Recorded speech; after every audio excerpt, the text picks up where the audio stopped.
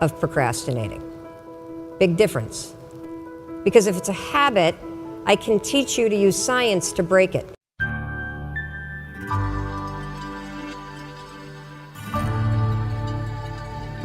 You see, I always thought procrastination had to do with the thing I was procrastinating around, right? Like that procrastination has something to do with work. Believe it or not, procrastination has nothing to do with your work. Procrastination is a form of stress relief. Let me explain this. So let's say that you've got some stuff going on in your life, and heck, who doesn't have stuff going on in your life? Maybe you're fighting with your significant other. Maybe mom's or dad's health is failing and it's really, really upsetting you. Maybe you've got some financial stuff. You put too much of your savings into Bitcoin, and now that that's crashed, you're stressed out about it, right?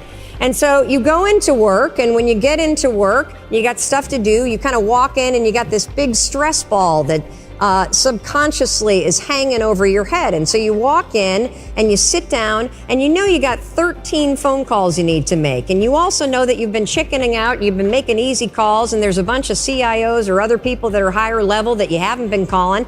And so as you sit down to do it, and you got the stress on your shoulders, your brain it starts to go, wait a minute, well, you want me to make a call to somebody that I'm scared to make? Absolutely not. I'm so stressed out about, can we just watch some cat videos for a minute? And next thing you know, an hour's gone by. And then, of course, what do? You beat yourself up. So the only way that you can break this habit, and that's an important word for you to hear, you're not a procrastinator. You have a habit of procrastinating. Big difference.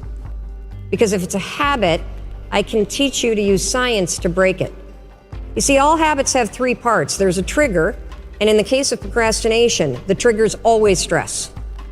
Then there's a pattern you repeat, and in the case of procrastination, it is to avoid doing something. And then there's a reward. You get a little stress relief. The only way to break a habit, you guys, is not to deal with the triggers. You're never gonna get rid of the stress in your life, but you can 100% change your pattern of avoiding work.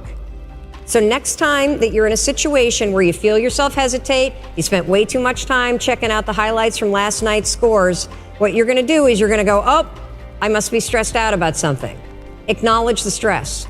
Then go 5, 4, 3, 2, 1. I want you to count to yourself because I want you to interrupt the habit that's stored here, and I want you to awaken your prefrontal cortex. Then I want you to just work, just for 5 minutes.